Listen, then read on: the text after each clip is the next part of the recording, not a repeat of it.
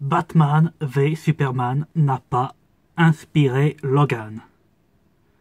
Et non, je sais, ça paraît con ce que je dis, mais il se trouve que, pas plus tard que tout à l'heure, j'étais sur mon Twitter pour pouvoir rire joyeusement de la bonne dizaine de Razzie Awards qu'a pris ce film de merde, et croyez-moi, il les mérite largement. Mais, de fil en aiguille, je suis tombé sur les premières réactions américaines et françaises à propos du film Logan, qui jouit d'excellentes critiques. Et ce qui m'a interpellé, c'est que les gens semblent attribuer cette ambiance particulière qu'a le film Logan par rapport à ce que fait Marvel Studios aujourd'hui. Enfin bref, tout ce côté intimiste, réaliste, sombre, violent, très gore de Holman Logan, d'après les critiques, viendrait de Batman v Superman. En gros, ça donne ça. Ah, je suis conscient que Logan prenne exemple sur Batman v Superman et va plus dans le côté intimiste et réaliste des choses. Alors, je sais bien que vous autres, fans de Batman v Superman, vous êtes prêts à vous raccrocher au moindre petit truc pour essayer de justifier,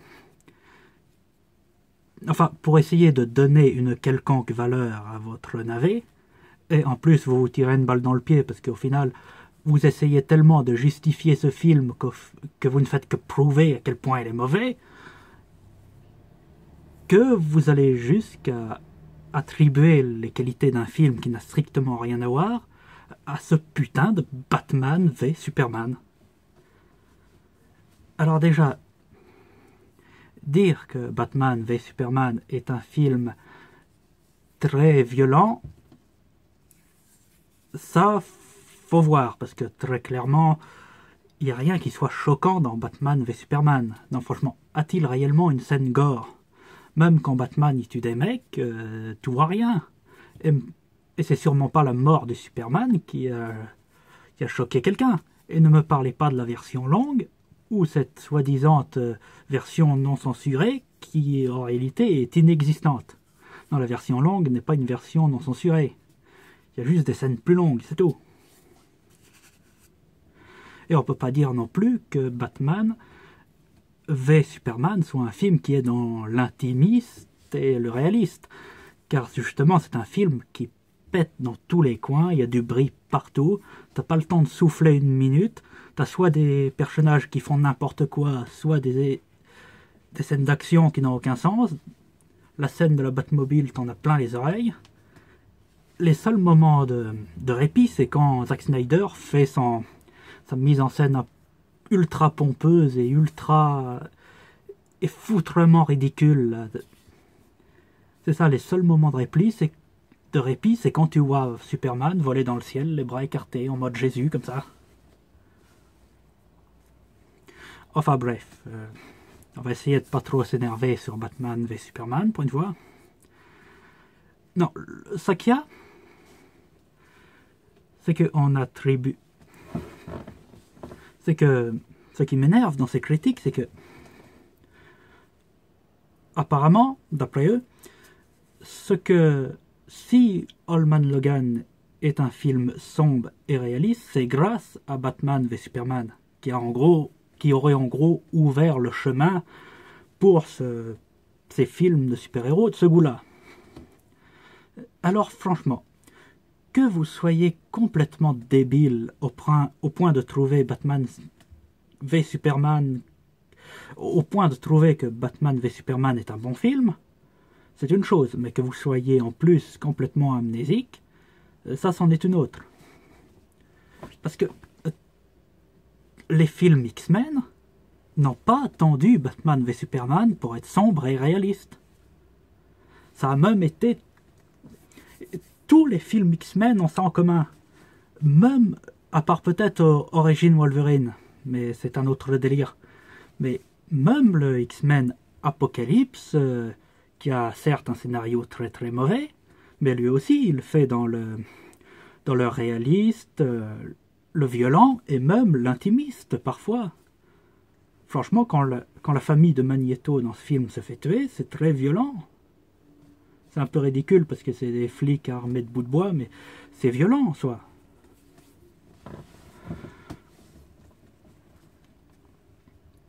Et surtout, c'est le propre de cette saga. Rematez les deux premiers X-Men de Singer, X-Men 1 et X-Men 2. Vous verrez que c'est des films qui sont très violents, très réalistes et qui portent également sur l'intimiste, comme ça. D'ailleurs, c'est même c'est les deux premiers X-Men qui ont fait cette chose que vous adorez, là, des films de super-héros sombres et réalistes, en premier, bien avant les films de Nolan.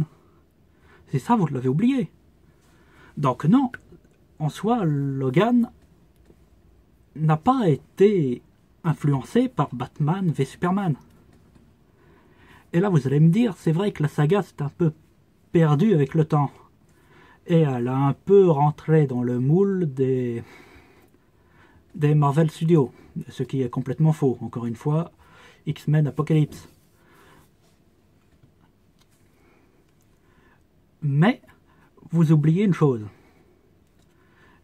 Oui, et vous allez sûrement me dire que en fait, c'est quand même Batman v Superman qui a permis de faire un Wolverine de cette trempe-là, parce que les deux premiers films Wolverine, c'était un peu bisounours et ça n'allait pas très haut. Le problème, c'est que, attendez, comment je voulais formuler ça? Oui, voilà, c'est que, en fait, vous oubliez aussi que Holman Logan est un film qui était en projet bien avant Batman v Superman lui-même. Et ouais, c'est James Mangold, le réalisateur de ce film, qui a également réalisé Wolverine, le combat de l'immortel, et ben c'est depuis Wolverine, le combat de l'immortel, qu'il a ce projet en tête.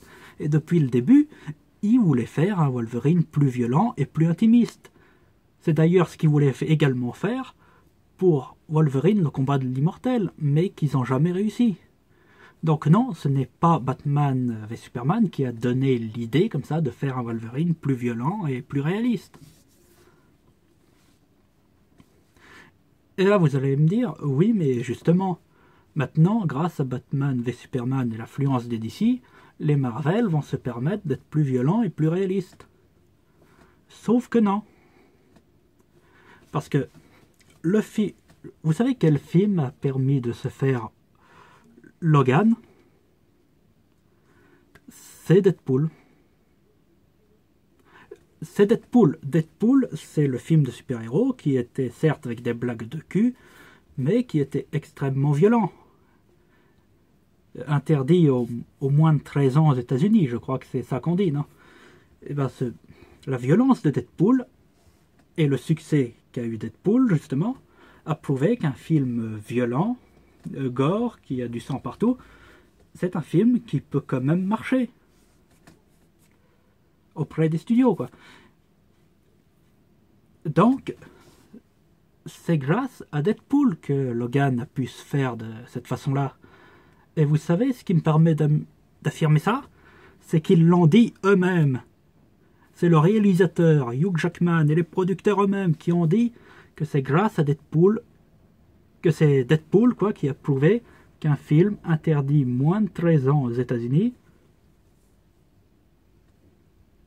peut être également un gros succès du box-office. Donc, ce n'est pas Batman v Superman.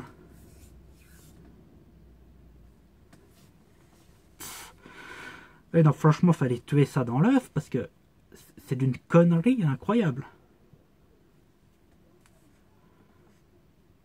Et en plus, Logan, ça sort mercredi, je ne l'ai même pas vu moi encore, c'est Scrooge, c'est peut-être pas aussi bon qu'on le dit. Et c'est ce que je vais peut-être même pas l'aimer, comme j'ai pas aimé Batman v Superman. Ah putain. Non, si je dis ça, c'est parce que ça m'énerve, parce que j'ai l'impression qu'on a oublié ce qu'étaient les films de super-héros au départ. Les films de super-héros au départ, c'était les films de Nolan, les Spider-Man de Sam Raimi, les films de Burton, le Superman de Richard Donner, les X-Men de Stranger, le Blade 2 de Guillermo del Toro. Ce n'est pas d'ici, enfin surtout maintenant, ce n'est pas Batman v Superman, Man of Steel, et encore moins Suicide Squad, qui sont les quintessences du film de super-héros. Au contraire, ce sont même des films incroyablement mauvais. Et au vu des premières critiques, enfin si on peut vraiment se fier à elles, Logan c'est clairement un film qui vient bien plus loin de ce côté kikou dark de chez DC. Également des Marvel Studios bien entendu, mais qui, là je cite DC parce que c'est eux qui se vantent d'être dark et réaliste. C'est que Logan, contrairement à Batman v Superman, c'est que lui, il a vraiment l'air de tenir ses promesses. Et je demande à le voir.